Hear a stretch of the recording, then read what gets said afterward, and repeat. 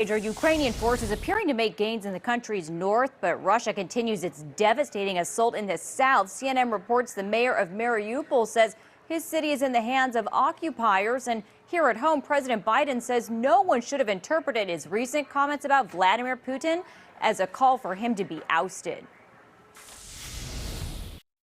I want to make it clear, I wasn't then, nor am I now, articulating a policy change.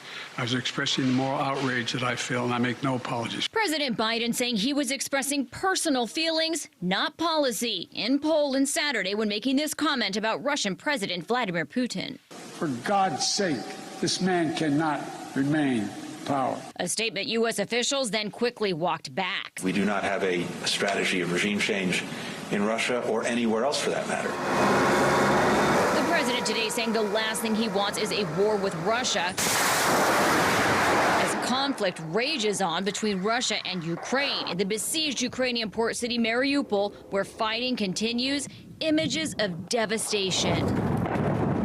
I found out I don't have a home to go back to because it was bombed and it collapsed.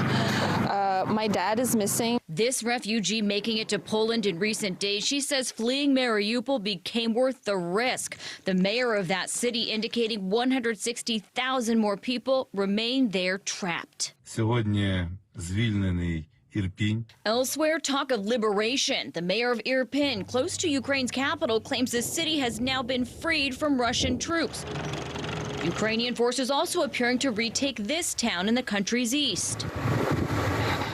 Firefighters getting an oil depot fire under control in the far northwest after a Russian rocket attack, and civilians sewing camouflage for soldiers, cleaning up after Russian strikes.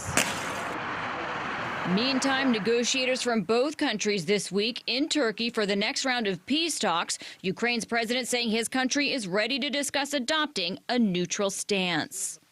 So, Lauren, what can we expect from these peace talks? Well, Cher, Zelensky did say he's ready to discuss neutrality, meaning Ukraine would not ally itself with others, would not be able to join NATO, and would commit to non-nuclear status. Zelensky did also say, though, only a face-to-face meeting with Putin would end the war. Russia's foreign minister today saying such a meeting would be counterproductive until there's clarity on certain issues. Also, a top Ukraine military official saying Russia may be focused on splitting the country in two, similar to North and South Korea. This new round of peace talks are set to begin tomorrow. Coming up next hour, though, where Ukrainians are protesting Russian occupation. For now, that's the latest live in the newsroom. I'll send it back to you.